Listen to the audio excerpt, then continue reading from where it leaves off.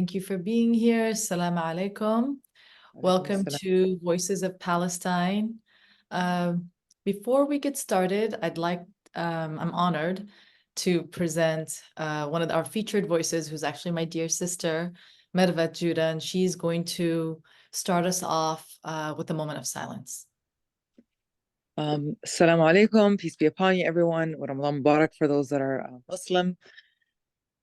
Well, this is a moment of silence for the over 35,000 martyrs that have been murdered in Gaza, and the over 1.3 million that are currently risking death by starvation or infection, dying of infection, and the over 2 million that are displaced.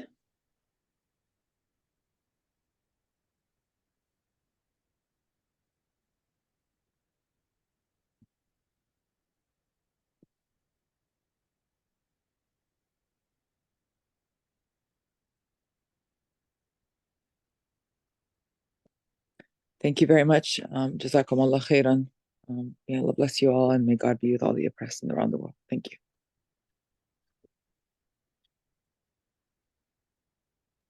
Thank you, Mirvette. So we're going to begin by just doing an opening round. We're going to start off with, our featured voices, your name, and what's your personal connection to this issue. So why Palestine, and why systems change from within? Who'd like to begin?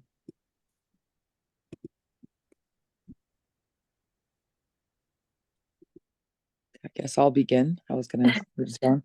So my name is Mirvette Judeh, and I'm Palestinian, 100% Palestinian. My family is in the West Bank.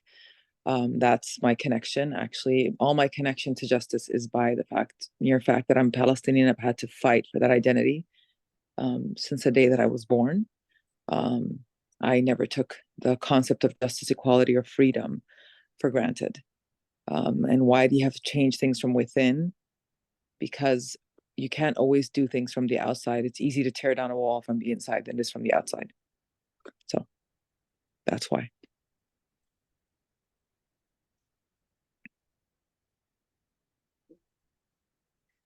Who'd like to go next? I'll go.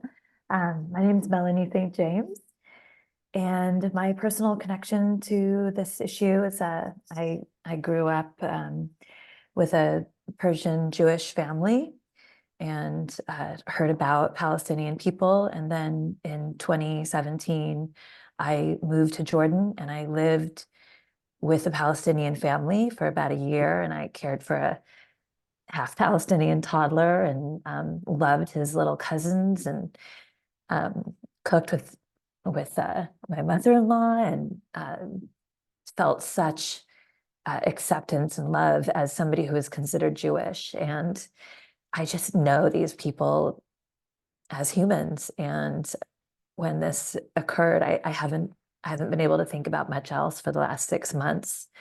And so rather than sit and post other content from pundits talking about what's going on for hours a day and feeling frustrated and useless, I wanted to hear from what Palestinians have to say, and with a hope and a prayer that other people could see Palestinians as I do, as human beings that deserve every bit of dignity and respect and care and liberty as you and I do, as everyone in the world. Thank you. And I believe in system change from the inside out, because it must be done. It must be done by everyone, including those that are wanting to join the inside, join the outside.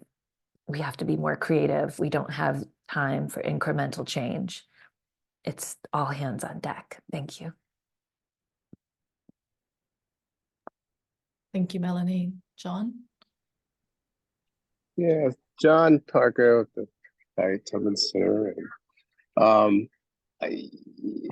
Since learning about South Africa when I was in high school and being shocked at apartheid, I just couldn't stop. I had to find out what was going on. Put the billboard signs on my high school walls and things. And of course, got in trouble. but it really showed from seeing the horrors of South African apartheid, it was easy to kind of understand the importance of the oppression, imperialism, colonialism, genocide against the Palestinian people. And immediately you want to do something about it. And you know, it's such a linked struggle.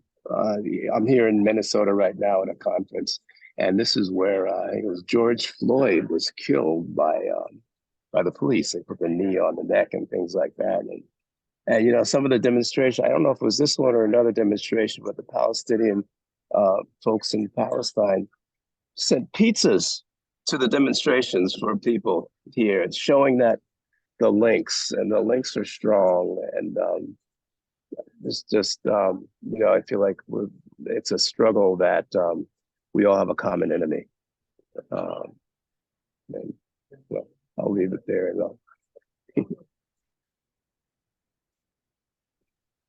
Thank you so much, John. And just building on what you shared, you know, then the separation wall, there's a mural of George Floyd. That obviously was created by Palestinians, right? So there's a lot of sort of like synergy in between, I think, the Black liberation struggle and the Palestinian liberation struggle. So thank you. And I think for me, you know, as many of you know now, I know this is, you know, our third webcast in which, you know, I've been able to just speak, is I'm also Palestinian. You know, I was born in Puerto Rico, and, you know, like I shared in that first webcast, there's just something in me that just, I was always very proud. I always obviously took ownership of who I am and my identity. I was always very aware, you know, being just in the United States, just the whitewashing, the sanitization, the suppression of our identities, right? And how there's just no space to be Palestinian. There's no safety around being Palestinian because of the, you know, the propagandists' efforts in equating Palestinianhood with anti-Semitism, right? And there's something in me that has been incredibly transformed. And what I realized is that it is so important for us to show up. It is important for us to not be silent, because it is through silence. I know we say this a lot and it appears to be a cliche that silence is complicity, but it actually really is. In fact, I would argue that it's a tool used, right, in the genocidal war machine, right? And I know I touched on this last week. There's this quote from Dr. Fatinah, who's like one of my favorite poets and writers, Palestinian. He was assassinated in October. But he, you know, I just want to repeat it for everyone here, like, why Voices of Palestine? I'll tell you why. Because telling stories, it's an act of life. Telling stories is resistance, and telling stories shapes our memory. This is how we make sure that Palestine, that Palestinians are not erased, right? They can destroy our infrastructure, right? They can bulldoze our hospitals, our schools, our universities, but it's through these stories, through our voices, right, through spaces like this, that we will continue to exist. And these are sort of very powerful acts of resistance.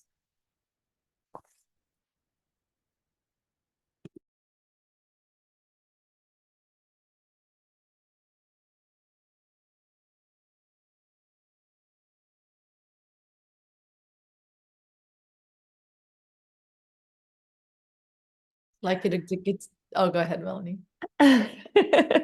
I just wanted to reflect.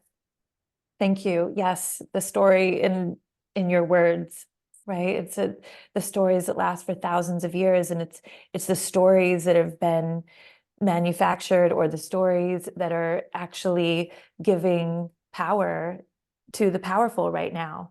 It's obviously, you know, it's the greatest story ever told, right? Those who are chosen, right? So we have to retell those stories. Thank you. Thank you. That kind of leads us to the next question. So John and, you know, Mirvette, and of course, Melanie, I'd love to hear your perspective as well. Why is the freedom of Palestine and the rights of the people so important to the world. Like it's very interesting what you see is this activation that has happened globally. We see it everywhere, right? In like small movements, big movements. Why do you think that is? Who would like to share? So why is the freedom of Palestine and the rights of her people so important to the world? What is it about Palestine and Palestine? I'll jump in on that. If you think about everything that has happened since 1945, I mean, obviously Palestine was excluded. They don't even have refugee rights, right? I mean, it's this insane case, right? But all of the work that we've done to have international law, to have structures that ensure peace and justice, and that we are not massacring. And, you know, it's interesting. Netanyahu is always projecting exactly what they're doing on other people. And after October 7th, he said, do we want to live in a world where barbarism rules? That is so well said, because that's exactly what this is about. This is exactly the powerful, those that have the most weapons, those that have the most power, get to dominate, get to decide who has rights. And so this is absolutely, if we let this go, if we don't hook into this as the buck stops here, when we say no one is safe, it's not just a statement. It's a precedent in all legal, anyone with any legal understanding. When you set a precedent, the floodgates, it's over. This is the most publicized thing. So if we allow this to pass, there's no stopping anything. So this might be, you know, this is the privileged, those that have power, they're the ones that are like, oh, we're going to look away. Oh, like all of the NGOs around the world that stand for human rights, that have, you know, protection of children, like all of that, sustainability, they're not standing up. They're looking away because they're afraid of what, oh, somebody might think, you know, also even showing up and saying you're going to this or posting this event. We're afraid of what people think. This is the call of integrity. This is the truth. This is where, like, okay, you're exposed, and we're not going to normalize it. If we normalize this, then normalize going out and killing a kid in the street. It is about integrity. So absolutely. And that is why this cannot be a trend. This is not something that's going to blow over. This is a call to everyone who says they're about doing good. Please, you cannot be quiet until Palestine is totally free. The name is Palestine. And you know what? Yes, let's live in peace, but let's call it what it is. It's apartheid. And if we're going to say apartheid is over, if we're going to kick South Africa out of the Olympics, for crying out loud, like, what are you doing? Is there any integrity? So thank you. Thank you, Melanie. Thank you. Sure. Mirvette or John, who would like to share next? Don, Thank do you want to go first, or do you want me to go first? Doesn't Sure. matter to me. Either way, I was struggling. Folks probably saw me trying to get my laptop, find a plug in No this worries. conference. Did you get the question, John? Yeah, so so the CNN makes it clear about the links between the Palestinian and Black liberation struggles, and being the nationalities that share and getting the most acute forms of repression and colonialism, our enemies are the same. And what CNN exposed yesterday was another unimaginable horror to the history of capitalism and slavery. The cotton gin used by African slaves was the foundation of the wealth of industry from the US to Europe. That's why J.P. Morgan, Rockefeller, that's the wealth they use, the rail, steel, all of that. And when Belgium's Leopold in the Congo, the colonialists in Congo, he collected the wealth, but he also collected the hands of amputated children there. And JP's and Rockefeller, the money from slavery, they benefited so much from that genocide as well. So let me get to what CNN exposed: the amputation of the hands and legs of the people of Palestine. and especially those taken prisoner in Gaza by Israel. The amputations were routine, according to the sources by CNN, and these stories were covered in Hearts as well. They said the handcuffs were so tight that caused blood clots, and which it's just unimaginable. And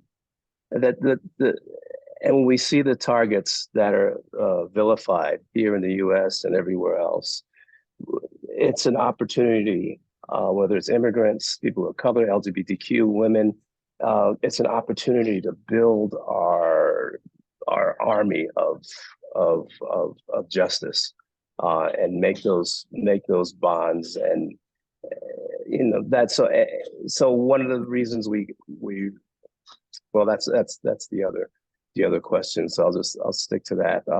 But it's so important to expose the complicit and the folks who are actually complicit, and like you said, the ones who are creating this genocide, whether it's in South Africa or Israel or Africa, Latin America, or wherever. We have to keep our eyes open and keep our mouths wide open, not silent. Okay, so regarding the liberation, so of course, we are all connected. I'm a big person of faith. I believe, we're all ultimately sons and daughters of Adam and Eve. So we are really one big human family. And so the reality is, like the great words of MLK, a threat to justice anywhere is a threat to justice everywhere. And that's how we're all connected. Whenever you're okay with someone's liberation, rights, opportunity, equality, to be suppressed or dismissed or taken away, get ready, you're next.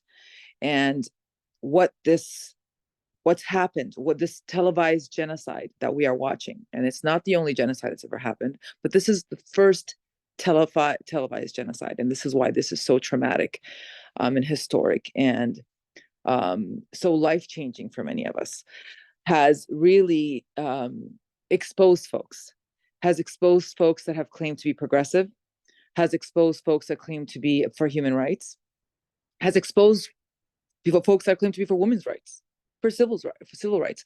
Because if you're not taking a stand on Palestine, you're not really for any of those issues. You were always conditional about those issues.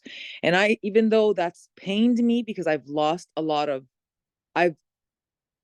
intentionally lost many allies because I've chosen to disconnect from those folks. And I've made a lot of new friends. Some of them are online today watching this. Has really shown, it shocked me, and it's changed me, as it's changed many others in a way that unlike any other.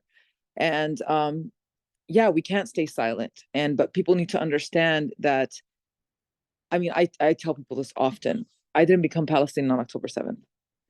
This has been a fight for me, as Fatinah for a very long time, since, before our college days. And it is beautiful to see the world wake up.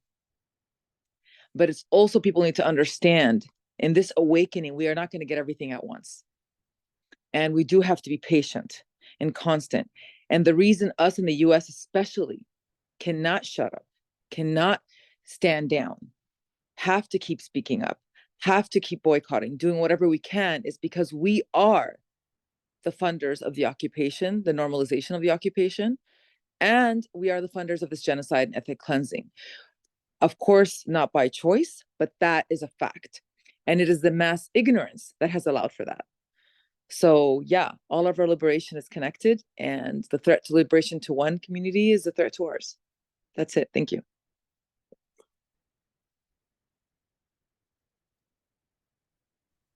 Beautiful. Thank you. Melanie, And go ahead. Fatinah, what do you have to say about that? I think I'm just going to echo what everybody else said. Everybody captured it, injustice for one is injustice for all, right? Like if one falls, all fall. And I think that's why this is such a significant issue.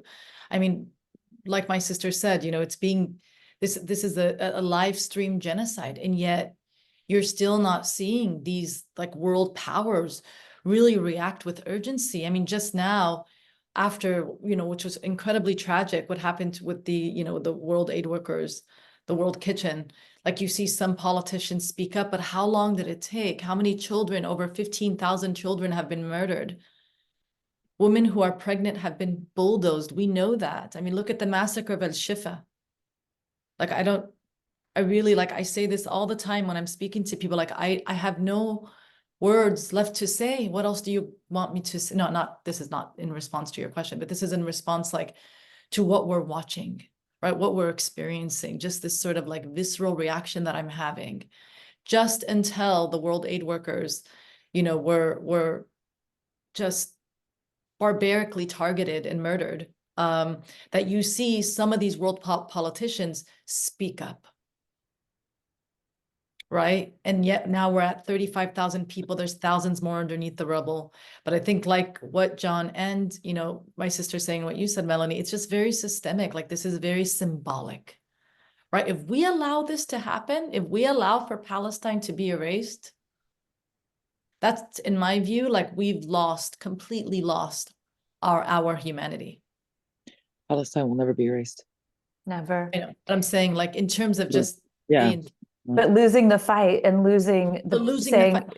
And No. what is the fight? It's saying, no, we're not going to allow, like, we actually have lines that and thank you, Mirvette, for saying we need to be patient, and we need to also Absolutely. change from within is also taking care of ourselves and nurturing ourselves Yep. and being in it for the long haul.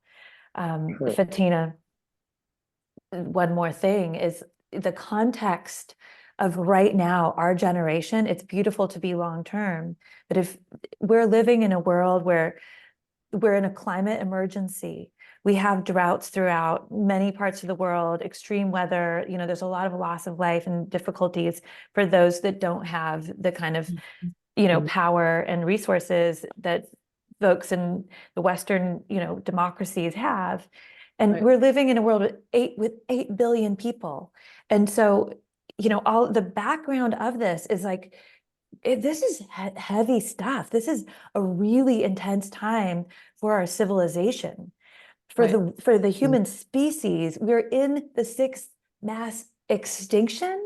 And so now more than ever, human beings need to say and set a precedent that actually all of us standing for everyone to have their lives be sacred is what's going to go forward. That's Right. what this is about. There's a lot of people who are like, we're privileged, we just want to be safe, we're going to move to our island.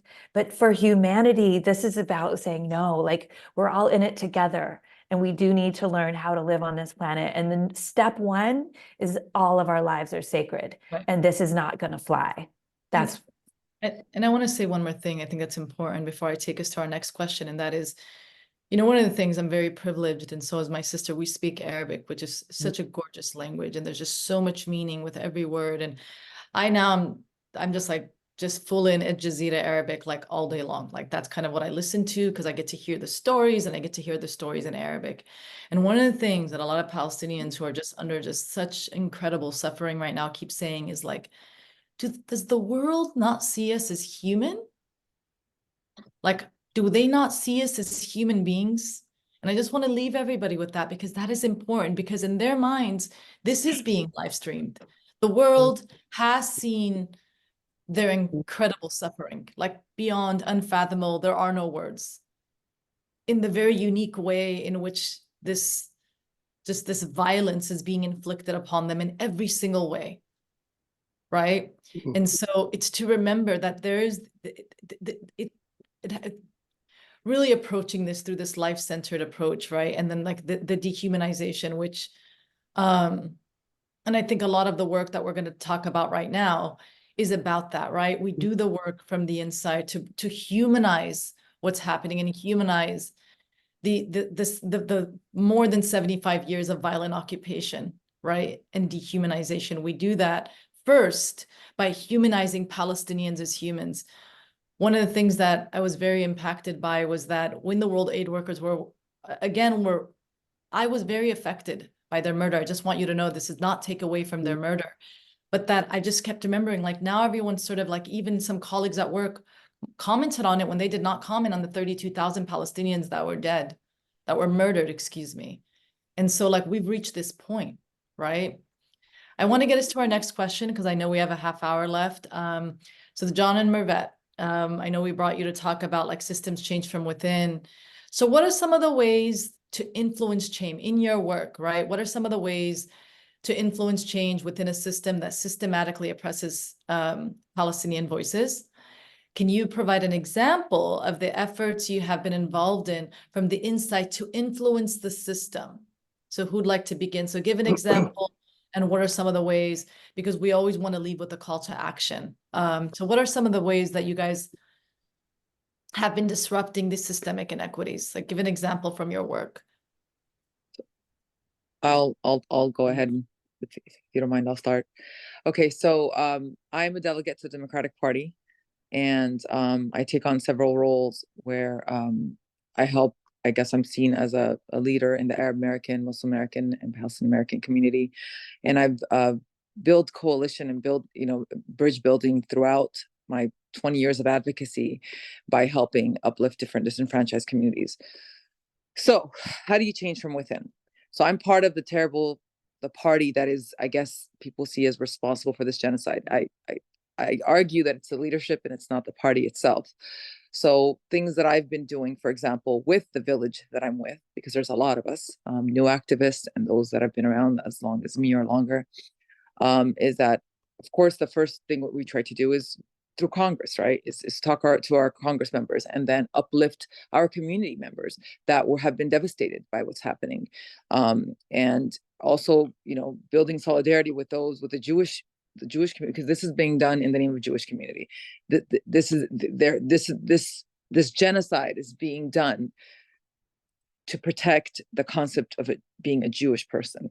That's what they're telling us. This is the lie that we're being told. So what we've been doing is, of course, we talked to Congress members, uplifting other folks, but that hasn't worked. So because that didn't work, we went to the next place where we felt our voices would be amplified. And that's by doing these ceasefire resolutions. I started doing this along with others in October. And it's been a slow but steady process. And I think as of now, we have somewhere in the vicinity of over 70 cities in the United States. Of those, about 28 of those are just in California alone. And people say, well, why are you doing that? Well, I could tell you there's been a correlation between some of the cities passing a resolution and about a week or two later, either the Congress member will put out a ceasefire statement, which is the bare minimum, right? But it's a minimum that we need. For the healing to begin, this needs to stop. And in war terms or whatever attack terms, ceasefire is a stop. It's the full stop. It's what we need to happen. And there's been a correlation where the Congress member has done that. It has been difficult, but we all recognize that when we send emails to Congress members or call them, not everybody knows about that. But when a city that represents anywhere between 50,000 to hundreds of thousands of constituents says, no, stop, we want a permanent ceasefire, and recognizes and every city has been different on the level. Some of them talked about divestment, some talked about occupation, but mostly, it's been more just ceasefire. We recognize that there's been a lot of death, and we encourage the Biden administration, the U.S. Congress and Senate for a ceasefire. And that has been something that's what we've been doing. And it has been extremely frustrating. And it's also frustrating for a lot of newly activated folks that somehow felt, because of the travesty, because of humanitarian catastrophe that we're witnessing, this televised genocide, that somehow people would just make it easy for us and like, hey, why not? But why would you not, as an elected official, say, let me sign on to a ceasefire resolution? Why would you not promote peace? So that's kind of some of the ways we've done it. And for myself, also within the Democratic Party itself, I've tried to pass. It's been very difficult, and but I keep at it, because if you don't keep at it, if you don't make cracks, you can't break things. And so that's kind of some of the work that I've been doing along with other colleagues, organizations. I'm part of the SoCal Ceasefire Coalition, which was started by a good friend of mine, Lulu Hamad, that I'm a part of. And but I've used every connection I have, everyone. I'm telling you, everyone. I mean, I'm a realtor. I've done open houses where I'm like, hey, what city do you live in? And would you like to do, so I'll go to residents, and if I find out a resident is brave enough to go to the city council member, I will teach them the rest of the process. But I like to use, leadership isn't owned. The way you empower folks is by building new leadership, by empowering folks. So what I've done is like talk to different people from different cities, and I'm like, okay, you want to go to your city council member, you want to do this, and they'll go talk to the council member, and then I'll give them the process. And I think that part for me, although it's been difficult, it's given me hope, because we're not alone anymore. A lot of us that we call ourselves the veterans of this cause, we felt like we're alone. And no one understood how hard it is to be in the systems that we're in, to be part of the Democratic Party, to be part of a city, to be part of politics, to try to change legislation or policy. People do not get how hard it is. And in a way, I'm glad that people see it now, because then they won't take it for granted. And now when we tell people to vote, we tell people to be engaged, then you understand why it's important to us. Because yes, votes matter. Yes, your voices matter. And yes, your engagement in your cities matters. It does. And when the USPCR did a breakdown of how much money unintentionally the cities give towards this genocide, and some of them it's in the in the hundreds of thousands, some of them it's in the millions, depending on the size of the city. People were shocked. And so everyone needs to speak up, and we need to help build power, and not give up. And even if we lose, just keep going at it. And remember, I tell people, even in the cities that we've lost and we haven't been able to accomplish a resolution, guess what? These at the dais, these speeches about Palestine, and trust me, I don't believe our elected officials are that ignorant. They know it's just not popular to be for Palestine. We've known that. That's why the PEP term, right? Progressive on everything except Palestine exists. But people don't know. The American public is ignorant. If the American public, if you ask them how much money is going to Israel, I could bet you my life, I went to the street right now, most would not know. And they definitely would never guess it's in the billions. They would never guess that for the things that we are denied in this country, universal health care, free college, housing, all things you can get in Israel, that we are paying for those things. So it's been, like I said, it's been difficult to watch the genocide, and that's an understatement, because it's traumatizing. But seeing all the new leadership, seeing people wake up and understand what it is to be an American, that a democracy cannot be a democracy if you don't participate in it. Seeing that mass participation, that's how you break things from within. Thank you. Beautiful. Thank you. Thank you so much, John. Get your perspective. So, sorry.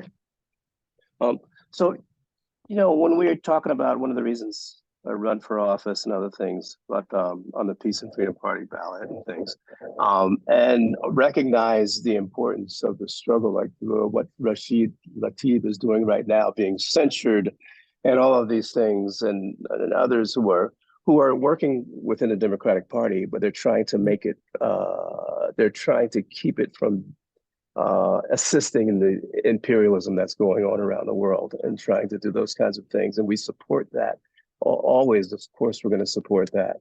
But it's also important to see the limitations of this country, which really isn't a democracy. The ones who own the means of production, they make the rules. And when you get somewhere and you try to get somewhere further, sometimes they'll just change the rules. But what happens is when it's not business as usual, if you look at the civil rights movement from the 60s and 30s, they had to break the law. They had to do things. They had to make change that way. I know in 2006, the immigration struggle, there was a bill, the HR 4438, Sensenbrenner bill. It was a horrible anti-immigrant bill. And May 1st to March 25th, and also May 1st, it was a weekday. About 1 million or so people came out in the streets against that bill. And what they did was they took their labor away. So the corporations lost billions of dollars in Los Angeles alone. So all of a sudden that bill just disappeared. And then that lets us know that it had passed the the Senate and the House, and it was getting ready to get passed in the Senate, but it disappeared because so many people were willing to take away their labor, which really shows the power that working people have by stopping business as usual. And there's a lot of other things like that, but it's also important to understand, the Congress, Senate, when you ask somebody about what you can do or your opinion on this or that, they'll say, well, hold on, I got to go talk to my lobbyist. Since 2001, $2.4 billion were spent on lobbyists. A lot of times the defense industry, and this defense industry, they outperformed the Afghanistan war alone. 60% was they outperformed Wall Street because these wars are so profitable for them, and they pay off the politicians, they pay off things. So we know that in order to make change is to build a relationship, and it doesn't have to be mutually exclusive. But let's take the work of the Democratic folks who are honest in the Democratic Party. Let's take the work of the movement that's trying to stop the status quo. And if we can build those movements, then we can make some real change in this country.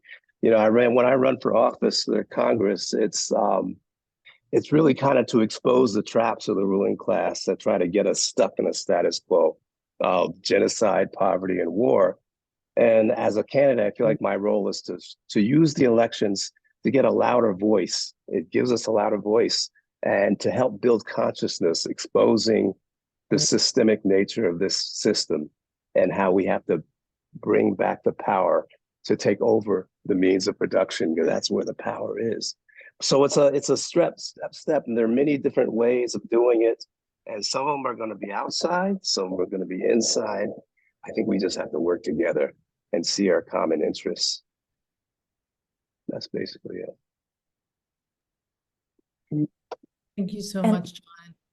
I just want to say that I totally agree. Like, one thing that I've been inspired by is like, and my sister's, I know she's very involved with, coalition building with Jewish Voices for Peace, but it's that type of coalition building. I think it's just so critical. It plays a critical role in politics and social movements, particularly amongst groups whose mission, is about systemic change for liberation. And so I've been very inspired by that type of coalition building work because we do have power. There's immense power with the people. We just have to leverage that power and really like build together, right? And build on the work, that we're doing. And yeah, so coalition building is what I just want to add, is that just the power of coalition building and amplifying the work that we're doing. Melanie, you wanted to say some things? You're muted. Mirvette, were you going to speak up? I saw you. Oh, Yeah, go I for was. it. Face. No, I was just no. I lost the thought already. But you're correct. I was, and I'm having mommy brain. I just was gonna Esty, say right? something. Because you've done work But with what I was gonna say is that yes, I agree with John that the outside stuff is important, but giving up on the system itself and leaving it the way it is. Like right now, for example, we're not gonna like what I'm gonna say, and that's okay. That's life. People are really hard on AOC because she won't say the word genocide. I personally don't care if she says the word genocide. I care that she votes against genocide. She votes to stop genocide, that she votes to not unfund UNRWA, that someone on the chat mentioned, her name was Karen, and I'm sorry if I got the name wrong. She said that over $100 million whatever have been sent to UNRWA from the US. Well, we're paying for a problem that we began. I would rather the $100 million stay here, and let's stop paying to kill people, unhouse them, and deny them all of the same things that we're claiming we don't have the money for here. So that's thank you for staying saying that. within is important. People staying within is important. If you see that any takedown any great empires, it's always been from within. I'm not saying the outside movements aren't important, but that there has to be something within. You have to stay there. They want you gone. And if we're not inside, which means we're not at the table, we are on the menu, period. And so I think we need to uplift those that do. Justice for everybody doesn't look the same. Speaking up for Palestine for everybody, we have to be fair. The way me and Fatinah are 100% Palestinian, our family's there. that the pain is very real for us, as it is for somebody who has family in Gaza. Okay. Now, that's not to say that those that don't have family shouldn't feel pain, but I'm saying we also have to be patient with where people are at. And that's my frustration sometimes with my fellow activists, is that lack of ability to reflect in that way, and understanding that there is a difference, why we are at where we're at. And that lack of patience, to me, will hurt us, in that we will lose allies or possible allies.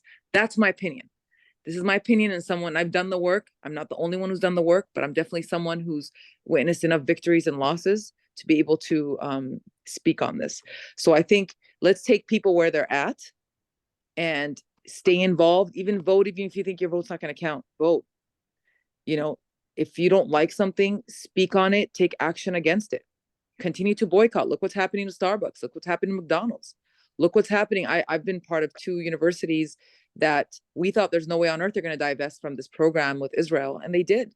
And Israel lost hundreds of millions of dollars.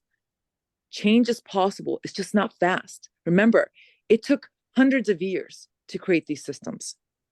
You think we're going to change it in 6 months? Thank you so much, Mirvette. And I just want to add something about UNRWA and about like the situation in Palestine. We are more than capable of sustaining ourselves. We don't need other organizations to come and feed us. It's because of this violent occupation that has been going on for over 75 years that we're in this position, that there is a concept of Palestinian refugees, that we are in the diaspora. We are more than capable. We don't want aid. We don't want any of that. We're in the situation we're in. I mean, Gaza, it is beautiful. Did you guys see Gaza? Did you guys see footage of Gaza before October 7th? They're more than capable. We teach life. Palestinians teach life. We're not a charity. We don't need food. We don't need any of the stuff that we're amongst the most educated population in the world. If you look at just like the education levels, in Palestine, in Gaza. So these situations are man-made. They're US-made, Zionist-made. Palestinians are capable. It's the denial of our statehood that has positioned us as like this like victim needing charity, but that's not the case at all. We're more than capable, as evidenced by the fact that you look at Palestinians in Gaza and the West Bank, how they continue to just find cracks to thrive, right? In spite of living under the most unfathomable, horrific circumstances. So there is a saying, and they say Palestinians teach life, and we do teach life. We do not need the aid. If there was no occupation, we would not need the assistance of all these organizations that don't always have, not UNRWA, but other organizations that don't have our best interest at heart. So it's really important for me as a Palestinian. I want to say one more thing. People talk about the voiceless, like my sister was saying, she's been in this fight for years, right? For decades. And we've always had voice. It's just that people didn't listen until now. We've never been voiceless. We've been talking about the cause. It's just that now you're seeing this change, right? Through this live stream genocide, that people are actually listening. So I want to say that we're not voiceless. We have voices. People just haven't been listening to us. Mm-hmm. Also, go ahead, Sean. Oh, sorry. Yeah, it's interesting because Secretary of Defense came out with their thing about what their plans are and things like that. And it was interesting that they said the main enemy is Russia and China. And they said China was mainly the enemy. They're because they can't compete economically and things like that. So they're saying that it's justified to have troops start asymmetrical warfare in Taiwan against China. In other words, they're going to support guerrilla war. This is right. This is what this defense is saying. And when you look at the plans that have been made, whether it's a proxy war in Ukraine or other places is like that, or when you look at the fact that the pipeline, after Nord Stream pipeline was destroyed, there is a pipeline that's proposed with India, Saudi Arabia, Jordan, and others to have a pipeline that's going to get that natural gas back to Europe, and not from Russia, but from the US, and other ways to stop the influence of the Silk Road project of Russia and of China and other places and things.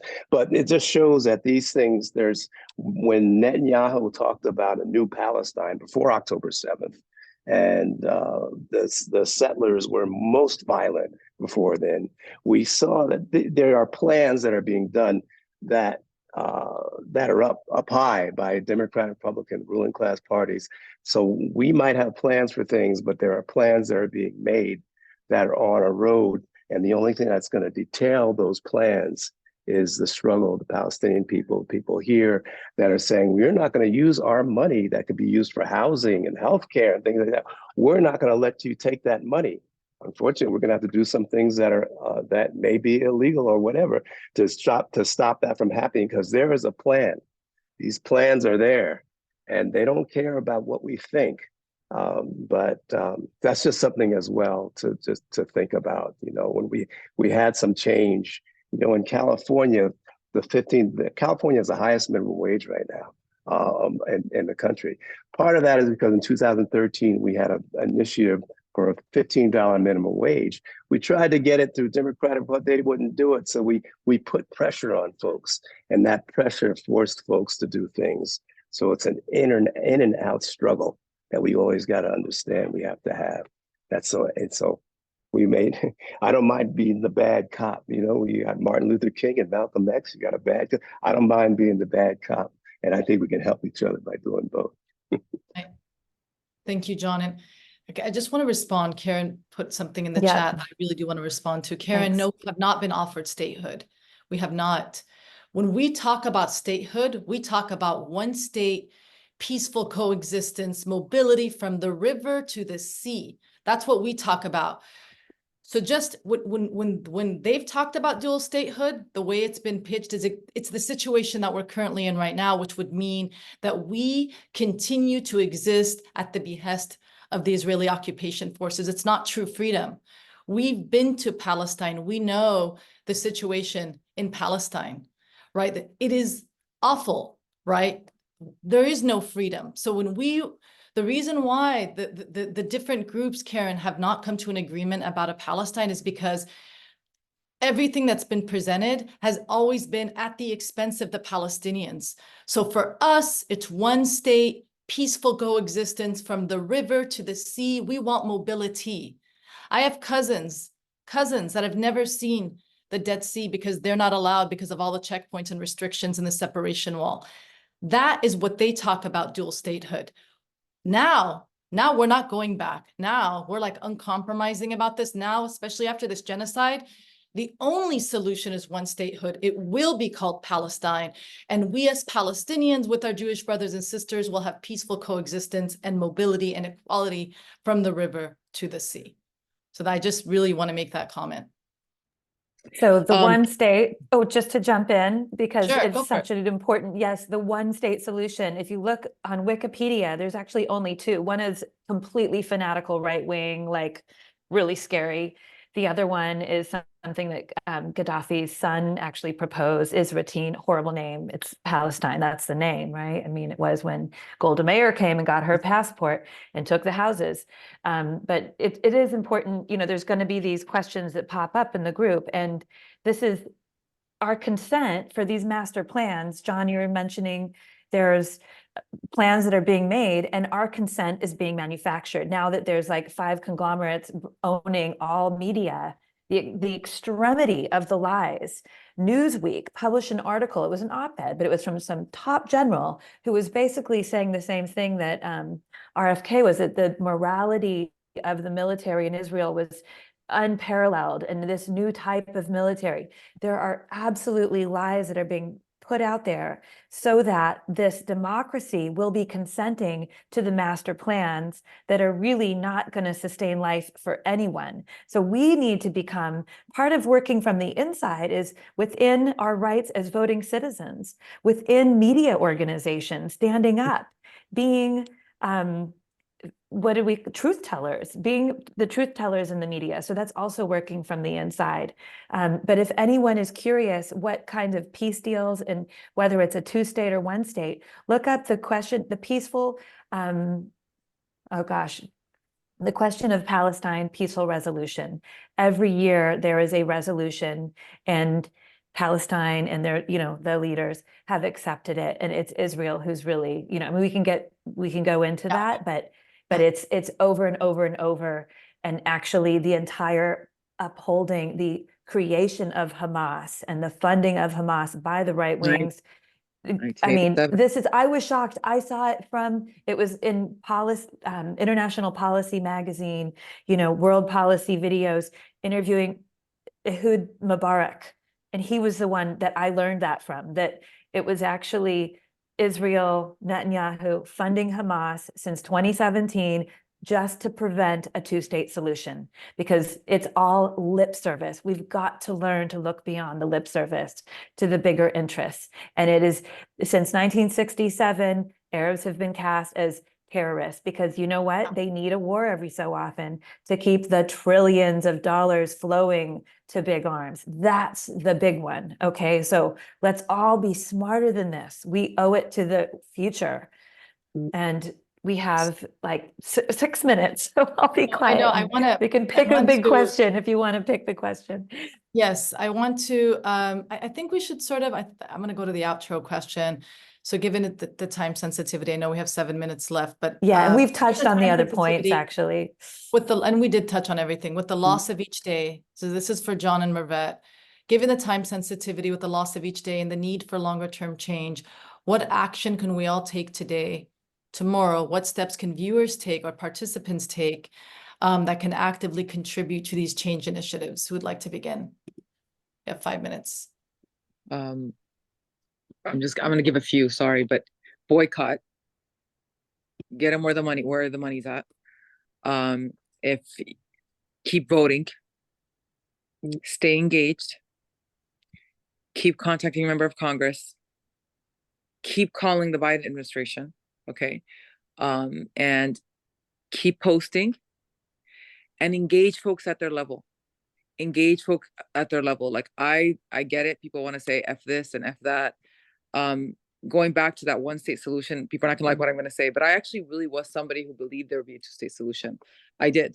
And so to say that Palestinians didn't actively try to engage in having a productive two-state conversation, that isn't true at all. And we're operating, it's like the equivalent of, so here you have these different places where we're big here about education and not incarceration, right?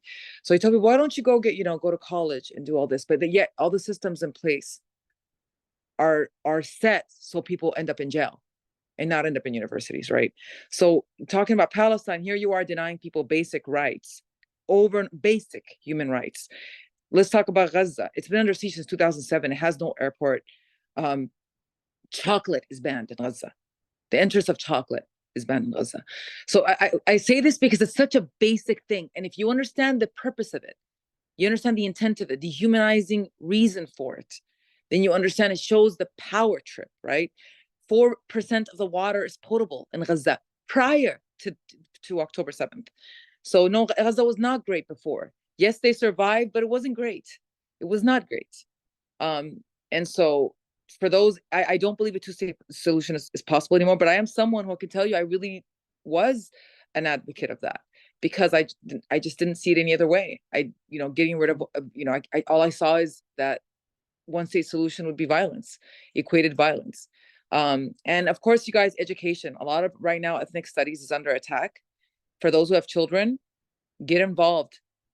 Make sure that Palestine curriculum is in it. And if it is involved, that the ADL is not dictating that curriculum. I'm involved in that because to me, I will always say, education is the path to liberation. Thank you. Thank you so much, John. Thanks.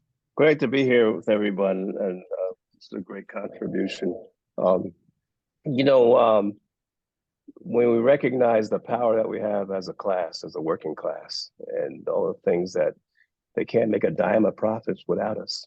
When Jeff Bezos went up in that rocket ship for a joyride into space, he spent $6 billion or so, and he said, hey, you know what, I thank my Amazon workers and stuff because you made this happen. That's right, he was honest. They made it happy.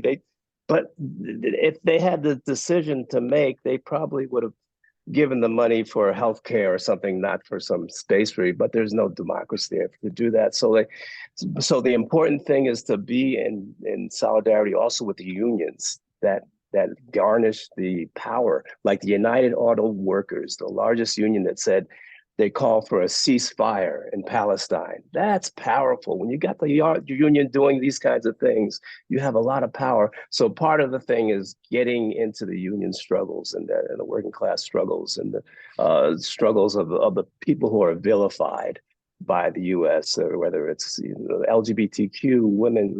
They're always trying to vilify folks, and they seem to be doing it at the same time right now. But when we get together and we fight and we work with each other's struggles, then we are able to do so many things. We can stop the ports that are sending weapons. That's going on right now in Oakland, over to these ports, stopping the ports from being able to go there with the help of our folks from Yemen and stuff like that. It's so important that we get out there and say no. So voting is a way as well, but there's other ways to vote too that we can do by stopping business as usual. And I'm going to stop talking because I'm talking so much. Sorry. Thank you. Thank you, everybody. I think we're right at the hour, 1 o'clock. Thank you so much, everyone, for participating. I've enjoyed, reading the chats and your questions. Mirvette, our featured voices, just wanted to so grateful. I think I'm almost sensing we need to do a part 2. This was just so good, so rich, so robust. I appreciate hearing your perspectives, your insights, your experiences. Thank you, Melanie, of course. Thank you. Thank you, co-host, for sharing your perspectives, your insights, and gratitude to all. Make sure to check us out next Sunday, where we will be discussing media bias. So just putting a plug, is our featured host will be Yazen, who I know is participating in today's Voices of Palestine. Thank you all. Free Peace out. Palestine. Free Thank you, Palestine. everybody. Thank you. Free Palestine. Assalamu alaikum, free Palestine. Salam alaikum. Alaikum Palestine We libre. will be Adios. victorious. Viva, viva. Yes. Thank you, everybody. Thank you. Thank you.